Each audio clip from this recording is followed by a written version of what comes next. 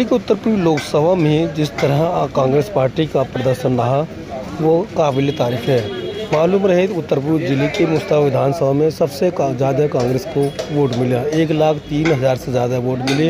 इसी को लेकर यहाँ के पूर्व विधायक हसन अहमद अपने कार्यकर्ताओं के साथ अलग अलग जगह जाकर शुक्रिया अदा करने का सिलसिला जारी रखे हैं। मुश्ताबाद विधानसभा के मुस्तफाद वार्ड में गुलफाम सैफी के आवास पर पहुंचकर वहां के कार्यकर्ताओं का शुक्रिया अदा किया और कहा कि जीत हार तो लगी रहती है, लेकिन आपने अच्छा काम किया है, इसलिए हम सबका शुक्रिया अदा करते हैं। उन्होंने कहा चुनाव में बड़ी खामियां रही हैं, आने वाले समय में उनको दूर किया जाएगा।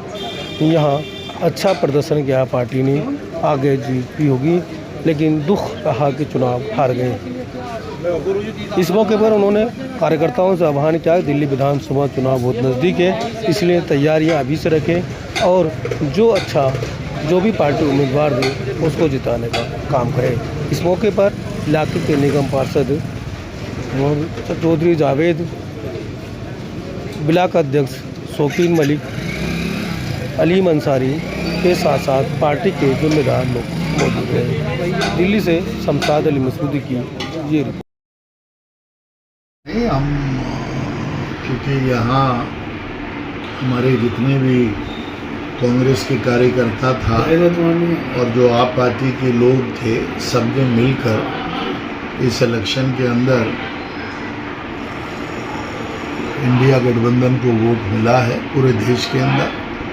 और हमें पूरी उम्मीद थी कि कन्हैया जी, जो राहुल जी ने और कांग्रेस पार्टी ने एक अच्छा पढ़ा लिखा नौजवान व्यक्ति को यहाँ नॉर्थ ईस्ट की सीट से टिकट दिया, लेकिन कभी कभी हम उम्मीद लगाते हैं लेकिन हम उसमें सक्सेसफुल नहीं हो पाए।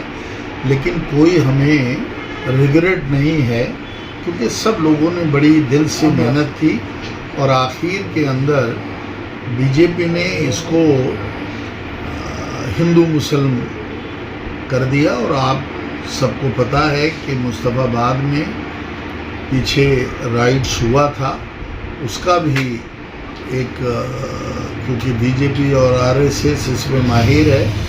कांग्रेस हमेशा प्यार और मोहब्बत और देश को जोड़ने की बात करती है। हम कभी भी हमारी पार्टी तोड़ने की बात नहीं करती और बीजेपी तोड़ने की बात करती है। हमें सबसे बड़ी इस बात की खुशी है कि देश के अंदर जो ये 400 पार की बात करते थे, ये 400 पार नहीं कर पाए, अपनी मेजॉरिटी भी पूरी नहीं ला सके और बैसाखी पर ये खड़े हैं। और मुझे पूरी उम्मीद है कि जिस तरह से इन्होंने वितरण किया है मिनिस्ट्रीज़ का, अच्छी मिनिस्ट्रियां सब अपने पास रखकर और दूसरे जो उनके एलाइज हैं उनको मिनिस्ट्रियां दूसरी दी हैं। वक्त आएगा जब ये सरकार ज़्यादा लंबे अरसे तक नहीं चलेगी और इसका अंत होना अब नहीं कुछ दिनों के बाद वो निश्चित है। देखेगा कि जब से देश आज़ाद हुआ हो, जब भी कोई सरकार बनती थी उससे मुस्लिम सांसद जरूर हुआ करते थे, लेकिन पहली सरकार के पूरे एनडीए में, चाहे वो जनता दल हो, चाहे जेडीयू, चाहे पासवान जी हो, चाहे चंद्रबाबू नायडू हो, सब दलों में मिला किसी भी दल में एक भी मुस्लिम सांसद नहीं है और उसके बावजूद भी पूरे मंत्रालय में एक भी मुस्लिम को जगह नहीं दी गई है। देखिए, ये कोई बहुत बड़ी बात नहीं है और इसमें कोई मुसलमान इस बात की चिंता नहीं करते। हम हिंदुस्तानी हैं, हम भारतीय हैं। इस देश के लिए मुसलमानों ने अपनी जानें दी हैं। आज़ादी के अंदर हम सब लोग, हमारे बुजुर्गों ने लड़ाई लड़ी।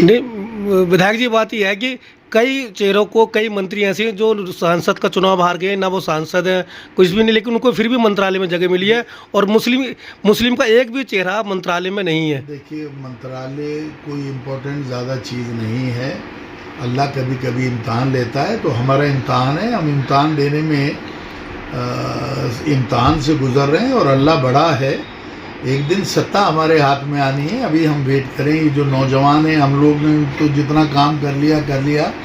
आने वाला समय हमारा है और मैं जितने भी हिंदुस्तान के मुसलमान नौजवान हैं, हमारे बुज़ुर्ग हैं, हमारी बहनें, उनसे मैं अपील करना चाहता हूँ कि इन चीज़ों से कुछ होने वाला नहीं है। हम हिंदू, मुस्लिम, सिख, ईसाई सब इस देश में मिलकर रहे, ये दुनिया देख रही है। ये जिस तरह का लोकतंत्र बीजेपी ने पेश किया है कि बिना माइनॉरिटीज़ के, बिना मुसलमान के, पहली बार 1947 के बाद पहली ऐसी सरकार है, तो मुसलमान को इससे कोई फ़र्क नहीं पड़ता, इससे देश को फ़र्क पड़ता है। देश का शर्म झुकता है कि जिसमें दुनिया में सेकंड लार्जेस्ट मुस्लिम पॉपुलेशन है इस देश के अंदर, और वहाँ एक भी मुसलमान मंत्री ना हो, ये देश के लिए शर्म की बात है और उन पार्टियों के लिए शर्म की बात है जो सत्ता के अंदर है। अच्छा,